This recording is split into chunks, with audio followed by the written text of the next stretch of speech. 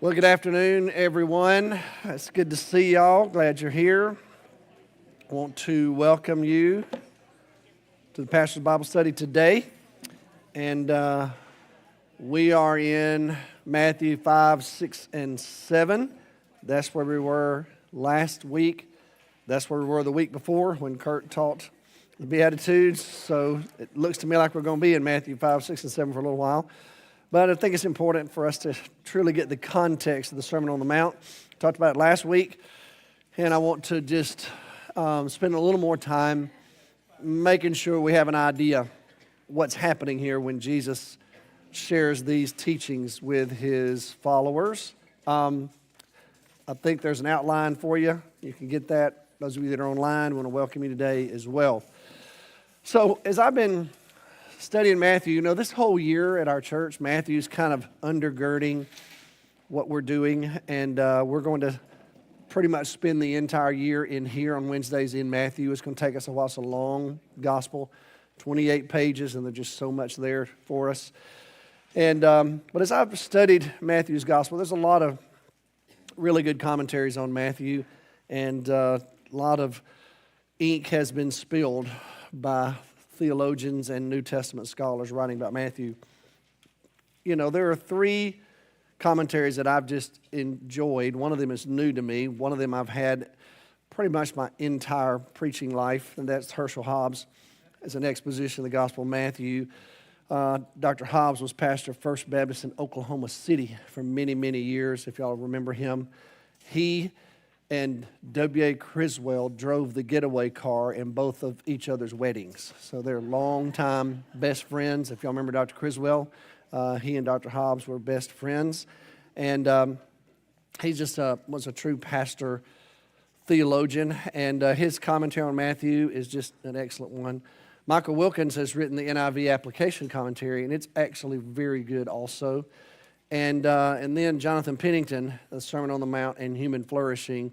I know you would be shocked that I'm connected to that one. But he's a scholar at Southern Seminary, and I just really appreciate his take on particularly the Sermon on the Mount, really the whole book of Matthew. His doctoral dissertation was on Matthew, and he's just a Matthean scholar, as he's referred to. He teaches the entire New Testament, but he's a gospel expert. So those three men in particular have had a lot to do with my views on Matthew in general, the Sermon on the Mount in particular. So let's do the Sermon on the Mount 2.0. I introduced it last week. I want to continue a little more introduction today. The Sermon on the Mount has an interesting interpretive history because there have been numerous theologians through the years who have had different views on how to understand the Sermon on the Mount. So I've given you the kind of the four different perspectives on the Sermon on the Mount, and then I'll share with you what mine is. But one of the views of the Sermon on the Mount is that it is how to gain entry into the kingdom of heaven. And I would tell you that I believe that is a faulty view of this sermon, but yet there are those who believe that. They believe this is what you're supposed to do if you want to receive the gift of the kingdom of heaven in your life. It's a gift that you actually earn, if you will, through your ethic. So it's kind of a work-based approach to the Sermon on the Mount. Martin Luther, on the second one, Martin Luther said one of the challenges with the Sermon on the Mount is there's no way that it could possibly be the pathway into the kingdom of heaven because nobody can do it. He said it's just an ideal that's just beyond us. And even though he didn't necessarily say that it didn't have application to Christians, he just felt like we needed to acknowledge that it is far beyond us in terms of being able to live it out. It's just an ideal that Jesus set forth, and there's just no way you can do it. The third one is an interesting one, and it's a very common one, and I'll be honest with you, it's the one that I was taught growing up. There's two different forms of it, that it is life in the age to come. One of the versions was taught by Albert Schweitzer. Schweitzer was a little more of a left-leaning theologian. Schweitzer said that the disciples thought the kingdom of God was immediately coming. It was being established by Jesus, and life in the kingdom was about to take place. That didn't happen. Jesus didn't return. The kingdom of God wasn't really established. And so this material is for the life that is to come, another age in front of us, kind of the fulfillment of the Messianic age. The church I grew up in didn't teach that. I can promise you Albert Schweitzer was never quoted in the pulpit of the church I grew up in. But there was another man, though, who was quoted quite often in the church I grew up in. He was a lawyer who ended up getting very much involved in theology, and his name was C.I. Scofield. And Scofield published study Bibles. Maybe some of y'all have seen the Scofield Study Bible. He had huge influence on a movement known as dispensationalism. Kind of took root in the South. It found a home here, to be honest with you, because the seminary that was established here in Dallas got really connected to that particular movement. So Dallas Theological Seminary historically was connected with Scofield's movement. And Scofield taught that God worked He worked in different ways through various dispensations of time. And so the name dispensationalism was attached to it. And this material is for the age to come, and it's when Israel is restored as the people of God in that era in which Christ is going to rule. And so that idea that the Sermon on the Mount is for the kingdom age is the idea that it's an age that is to come, primarily going to be fulfilled through Israel when Jesus raptures the church out, and then Israel once again emerges as the people of God. And then the other view is somewhat connected to some versions of Roman Catholicism. Primarily Thomas Aquinas, he at least leaned in this direction. Aquinas taught there were two different levels of Christianity. There was kind of the normal average level, and then there was the kind of the elite level. And the Sermon on the Mount was not for the normal, average, everyday Christian, because they just couldn't do this. But there are elite Christians. There are, and he said it, he didn't say it disparagingly. It was just more of a reality that people are just living their lives, paying mortgages, raising kids, trying to do life. And then there are some of us who've given our whole lives to this. Now, we're the ones that can actually aspire to this and be examples for the regular, ordinary Christians. But it's really just a message from Jesus for those who choose to live in that elite category. I think there's a little bit to consider in every one of those. There's at least something to think about. I think they're all wrong. So I just wanted to put them in there for you. I don't think any of them are actually, they're not robust enough in my opinion, and I think they're faulty in their perspective, if I can say that politely to those who would espouse any of them. I would say, as I put in your outline, the Sermon on the Mount should be viewed as a description of life in the kingdom of heaven in any age.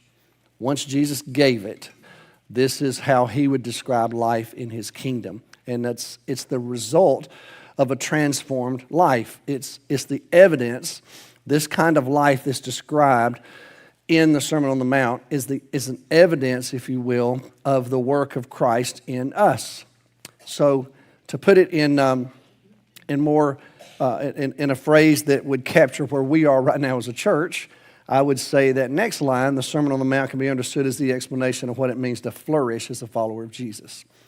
And I think this is a description, if you will, of a flourishing life. It's a little bit challenging because when you look at it, part of it feels like non-flourishing, you know. So, for example, if you just have your Bibles open, look at Matthew 5, you look at some of the ways that Jesus constructs the opening of the sermon, and he uses phrases like those that are mourn, those that will be persecuted, those that are poor in spirit.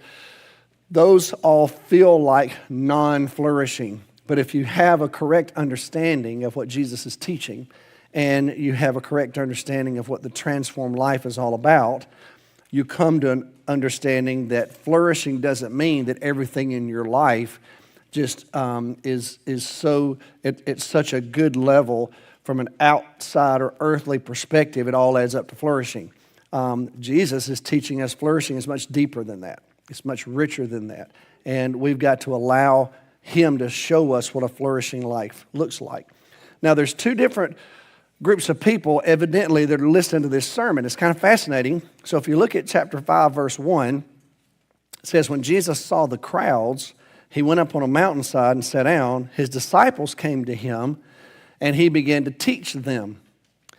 Now, if you'll go to the end of the sermon, okay, And you get to Matthew 7:28, when Jesus had finished saying these things. Remember, that's the end of every one of the sermons in Matthew. The crowds were amazed at his teaching. So evidently the disciples came close to him, and he starts teaching them, the disciples. But the crowd is still there. They must have come up and gathered around. So you really have two different things going on, I guess, the way I would look at it. And I mean, since I'm the one teaching, I guess I'm the one telling us how I'm looking at it. So I think that one way to put it, Wilkins in his commentary says you can maybe look at it like this. I think I agree with this. On the one hand, there's instruction. On the other hand, there's invitation. And so on the instruction side, Jesus is teaching his disciples. And so what I would say to me and you is, let's pull ourselves into that number so we're all going to draw up close to Jesus. We're not the crowd. Okay, if you're a follower of Jesus, you're not the crowd. You're one of the disciples. Okay? Now those who might just be listening in, they're in the crowd. So those of us who are pulled in close, we're being instructed. Those of us who are out on the peripheral listening, they're being invited. So it really has two different applications. You could take the Sermon on the Mount and say, well, here's an invitation to live this kind of life, if you choose to. To those of us that have already been saved, here's the instruction on how we're supposed to live this life. Does that make sense? And I think the aim of the sermon is primarily instructional. It can be used as an invitational set of teachings, but it's primarily instructional. And in the midst of this sermon, he's going to be rebuking the Pharisees, their misunderstanding of what life is supposed to be like in the kingdom of God. And he's going to set forth what Jesus will consider to be realistic expectations of redeemed people. And so when you and I read the Sermon on the Mount, we can't dismiss it and say, man, that'd be great if I could do that. That's just not good enough. When we read the Sermon on the Mount, it should be instructional, convicting, and guiding. And so we receive it as instruction from Jesus on how we're supposed to be living as his people, okay? So with that said, let's just put some things in place so that we can better understand it. Most of these commentaries, when they talk about the Sermon on the Mount, they invite you to some considerations before you actually start studying the Sermon on the Mount. And so that's what I want to do today. I promise you we're going to actually read it and study it, okay? But I want to give you the overview. There are two major considerations for understanding the Sermon on the Mount. And it has to do with two Greek words. And I don't want to bore you with Greek vocabulary, but I think it's important for you, if you really want to understand what Jesus is teaching, I think it's important to at least have some working knowledge of these two concepts. One of them is the Greek word makarios. You see that in your outline? It's the idea of blessing, happiness, flourishing. It's crucial to understanding the teachings of Jesus in the Sermon on the Mount. The other one is the Greek word or the concept of teleos. Teleos is the idea of perfection, wholeness. So when you look at the Sermon on the Mount and you listen to the teachings of Jesus, there are two very profound things at work side by side. One of them is the whole idea of makarios. So if you look at Matthew 5, verse 3, where the NIV says, blessed or blessed are the poor in spirit, that's the word makarios. Now, in the Beatitudes, it's in the plural, okay? And so, in matter of fact, the Beatitudes are spoken in plurality. It's a little bit hard sometimes, the NIV, the translators just made the decision to not always distinguish the singular and the plural. It's a little hard for us to do in English because you and I in English, we can use the word you, and it can be singular or plural, right? Whereas in Greek, there's a pretty significant distinction between singularity, and plurality. Doesn't always come out in the NIV translations.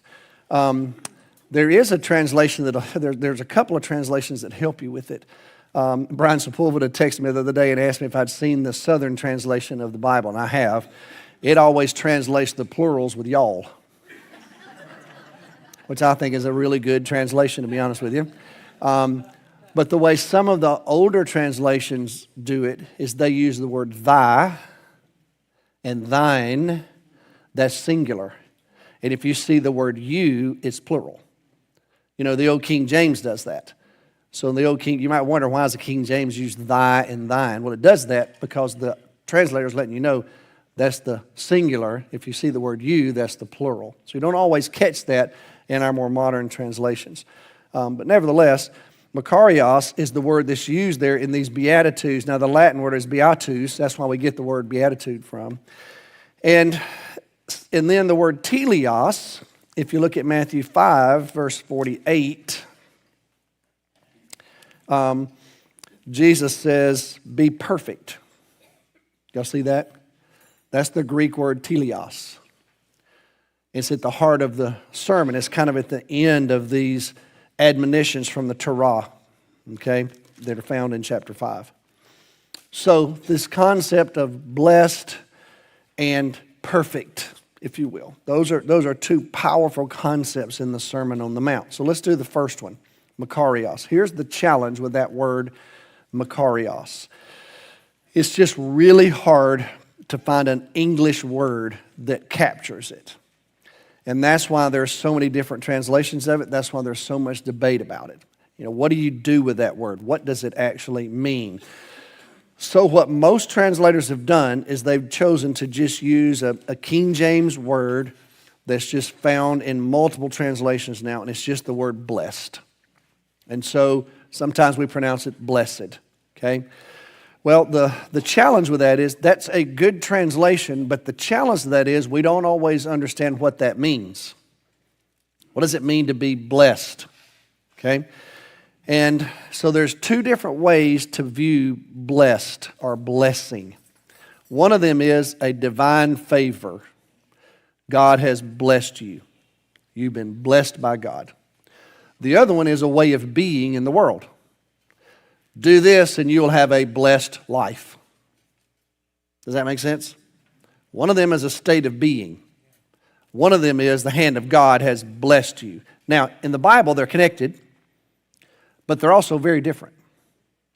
So when you translate Makarios with the word blessed, which one are you talking about? Are you talking about God has blessed you? Are you talking about a state of being you're enjoying because of how you've chosen to live? Does that make sense? So are y'all still with me? Okay, so what we got to do is we got to go back and dig a little bit, try to figure this out, which is actually a really good thing to do. It's good for you. So if you go back to the Old Testament, because here's what's helpful. The Old Testament was written in Hebrew, but it was translated into Greek. So we have the Septuagint, which is the Greek translation of the Hebrew Old Testament. So we can at least look and see how did the Jewish scholars translate these words into Greek to kind of help us understand a little bit more. One of the problems you have is Makarios is such a pregnant word, it can be used to translate a lot of Hebrew words. But there's two core words in the Hebrew Old Testament for bless. There's the word barakah and the word ashrei. Now, barakah is used many times in the Old Testament, over 400 times. It primarily refers to the blessing of God. God has blessed you. God has blessed Israel. God has blessed humanity.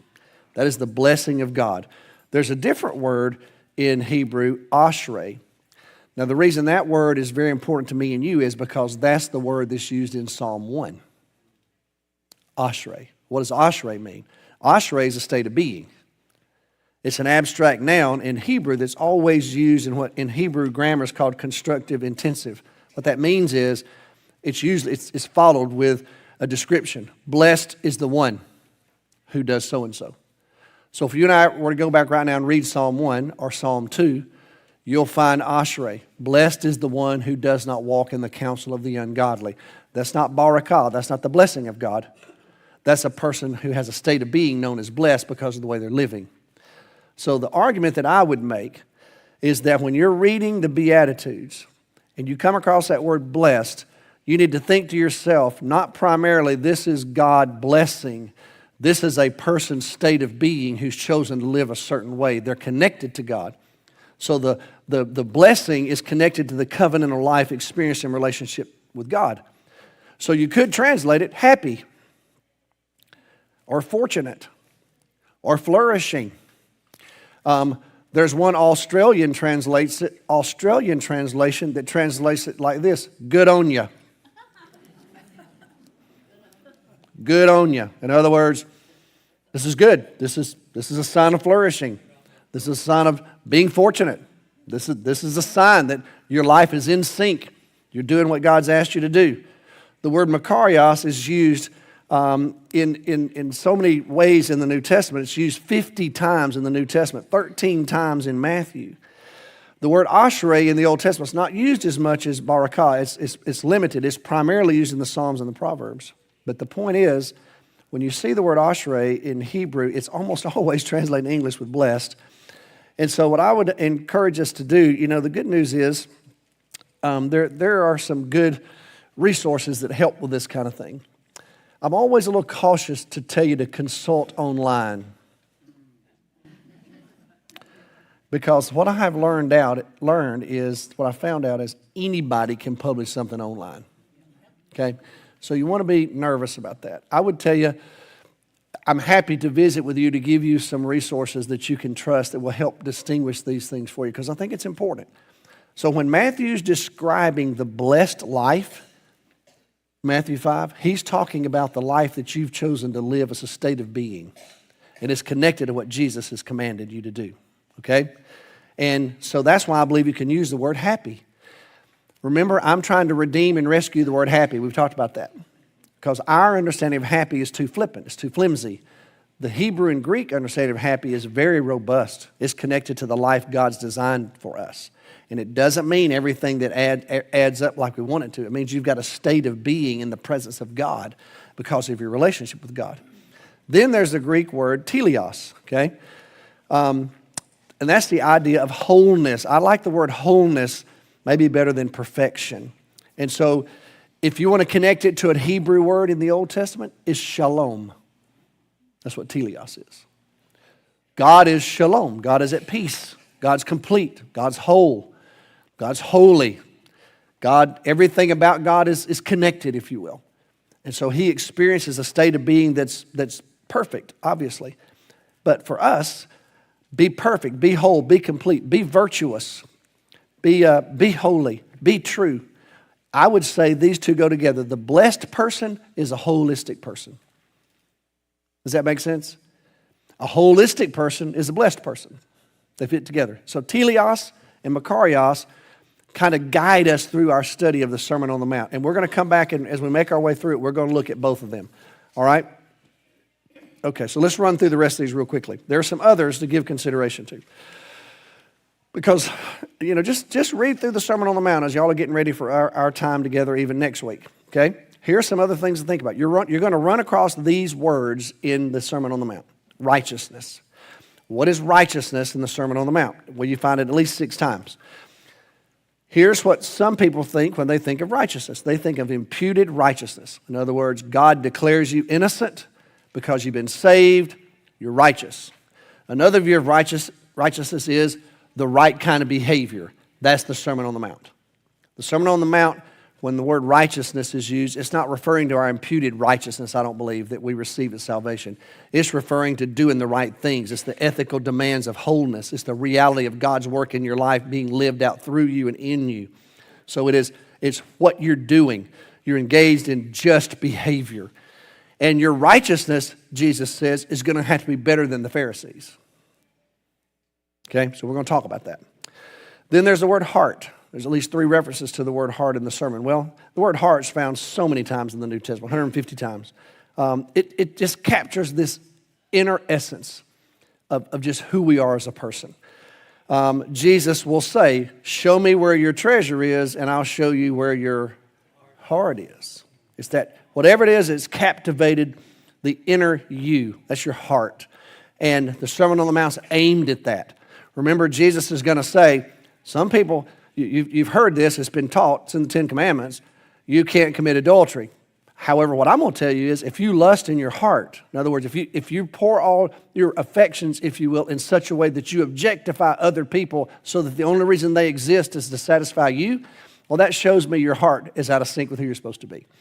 See, the gospel is about your heart. Your heart eventually, once it's changed, it's going to lead to changed behavior. Okay? The opposite doesn't always happen. Changed behavior doesn't always result in a changed heart.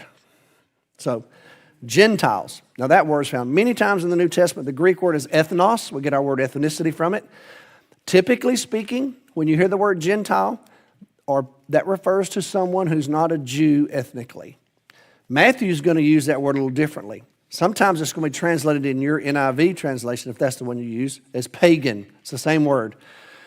But Matthew is already living after the church has been established and the new covenant is in place. Matthew's going to use the word Gentile to refer to people who are not a part of the new covenant.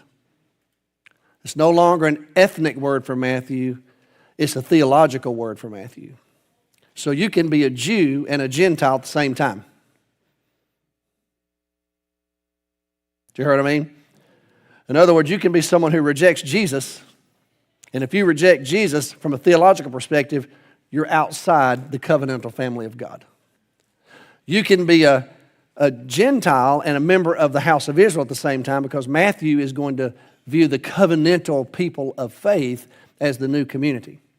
And so the pagans are those who are outside the relationship with Christ.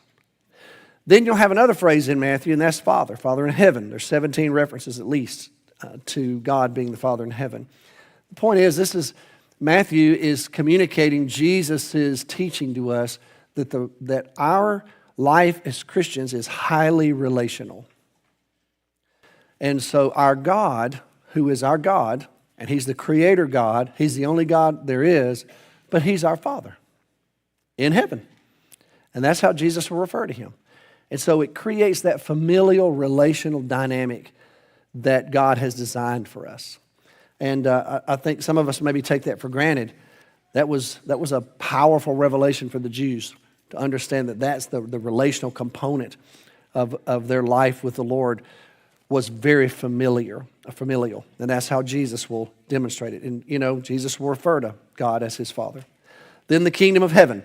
Matthew is a thoroughgoing Jew writing to a Jewish audience. He's trying to help the people of Israel understand Jesus is their Messiah. He knows they are very loath to use the name of God. It makes them anxious. They're afraid they're going to profane it.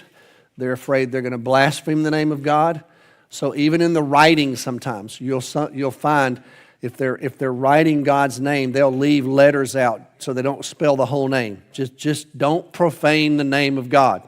Just be careful.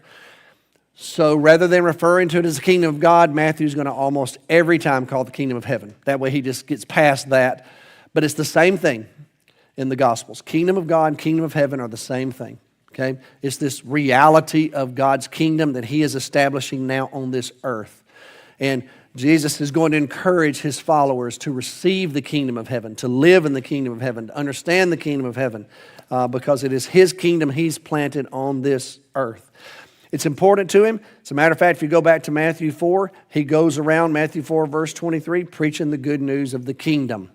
Then if you look at the Beatitudes, they have this inclusive nature. Verse 3, blessed are the poor in spirit, theirs is the kingdom of heaven.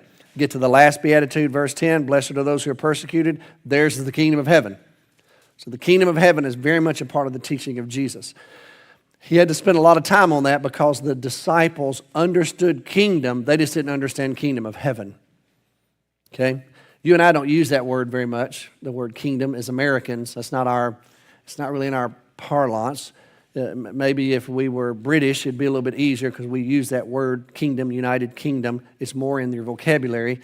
But Jesus is letting them know He's establishing something real on this earth, and it's God's kingdom. And then you'll come across hypocrites in the church. They're everywhere. No, I mean in the Sermon on the Mount. Sorry. The Sermon on the Mount. Here's what's fascinating about hypocrisy in the Sermon on the Mount. When you and I think of hypocrites, we normally think of people who say one thing and do another. In other words, they profess to be holy and righteous, but you really know they're not. What was going on in the first century with the Jews was it was different. The Pharisees were doing all the right things. They just didn't have the heart for it. Yeah, it was not the right reason. In other words, they had the outward manifestation. I mean, they were maintaining the laws, sacrifices, keeping the Sabbath, tithing. I mean, they were doing everything they were supposed to do, but they were empty on the inside. So hypocrisy for Jesus was something different than what you and I normally see it as. It had a little different reality to it. And that's why Jesus will say sometimes in the Gospels to the Pharisees, you're like a whitewashed tomb. In other words, I look at it and it looks really good on the outside, it's dead on the inside. So remember what teleos, wholeness, means, that there's a transformation that's happening on the inside, it gets connected on the outside, and when that happens, you're blessed. So he's going to condemn hypocrisy. He wants us to have this inner reality of purity and the outward manifestation. Our actions should reflect our transformation. They shouldn't be separated. So teleos, wholeness, means you've got the inner transformation, and the reality of it is seen in your outward manifestation and how you're actually living. James will say a little bit about that later. Remember, James will say you have faith, but I don't see it. I'm going to show you mine. James wasn't saying that you work your way into heaven. James was saying, I'm going to heaven, and I'm going to show you how I know I'm going to heaven, and you're going to be able to realize I'm a heaven-bound person because of the way I'm living my life. James was arguing for teleos. He's arguing for wholeness, if you will. Jesus is going to argue for the same thing in the Sermon on the Mount. And then there's this whole concept of treasure and reward in the Sermon on the Mount. Jesus has a lot to say about it. He talks about the reward that you're going to receive in heaven, the kind of reward that might not necessarily be connected to what we think of as a reward. You know, because, for example, look at chapter 5, verse 12. As I said, Kurt taught on the Beatitudes a while back here. Rejoice and be glad because great is your reward in heaven. He's talking about people that are being persecuted on earth. Well, in other words, Matthew is recording the teaching of Jesus to challenge us to look beyond what we normally think of as reward and blessing on this earth. He's challenging us to live a different kind of life. Our treasure is something that's valuable to us. 7 times in Matthew's gospel he refers to it. This idea of blessing being connected to our treasure and our reward. So here's what I'd say kind of in conclusion. When I think about the Sermon on the Mount, it is the message from the King. It's delivered with kingly authority, and it's about true life in his kingdom.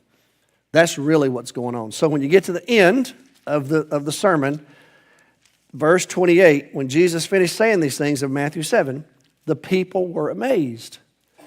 Because this wasn't just a recapitulation of what Pharisees and rabbis had taught in the past. That's not what this was. This wasn't just a regurgitation of, you've heard it said, here's what that means. This is revelatory. Jesus is saying, this is how it is now. And he said it boldly and profoundly. And some of these folks knew who he was. And it was challenging to them because he had not been to their rabbinical schools. That's not who Jesus was. He had not followed some famous rabbi around. You know, Paul the apostle was going to go study with Gamaliel. In other words, he was going to go to Harvard, if you will, in his day. That's what that was viewed as. This was a huge thing to go study under the greatest teachers alive. Jesus didn't do that. Jesus is just emerging out of a carpenter's shop in Nazareth. Okay? Nazareth was associated with Gentiles because the people that lived and worked in Nazareth had to ply their wares in the Gentile areas of Israel. As you've heard that saying, can anything good come out of Nazareth? The Jews looked at it and said it's polluted. There's way too much connection with Gentiles up there. God's not going to send a prophet out of Nazareth. That's not going to happen. And he's certainly not going to send an uneducated one. And yet here's Jesus standing here teaching these people. He's reinterpreting, if you will, the covenant and helping them to understand a new covenant's now being established. It's going to be lived out in the kingdom, and he's the king. And he's teaching with authority, and the people were amazed. They've just never heard anybody talk like this. And guess what they're going to do? They're going to flock to him. That's what's going to happen. They're just going to flock to him. And so I told the staff yesterday morning, when you're reading Matthew's gospel, you get to a certain point. All of a sudden, Matthew tells us Jesus has to leave Galilee. He has to withdraw from Galilee because the crowds were too big. This thing was getting out of hand. There were fanatical followers all of a sudden. This was going to stimulate the hand of Rome. Herod Antipas was in power in those days. That's Herod's son. And he had already killed John the Baptist, and now he's hearing about Jesus. And he's asking about Jesus. Matthew 14, he says, is this John the Baptist come back from the dead? Thought I killed him. In other words, something's going on. So Jesus, people are actually buying into this. They're drawn to him. they follow him everywhere he goes, and next thing you know, he's going to have to start withdrawing. He's going to head north, he's going to head west, he's eventually going to head south and come all the way down to Judea, and finally, after about a year, he's going to find his way. Once he starts withdrawing, it'll take about a year, he'll end up in Jerusalem. So this message, some people think, well, why didn't anybody listen to Jesus? Actually, they did, y'all. They did. They were everywhere he went. People came to him.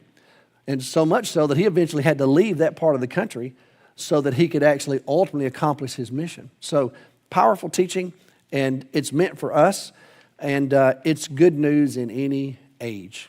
So we're going to start studying actually the Sermon on the Mount. We'll start after the Beatitudes next week, okay? All right, I'm going to stop right there. Those of you that are online, thank you. We'll see you next week, okay?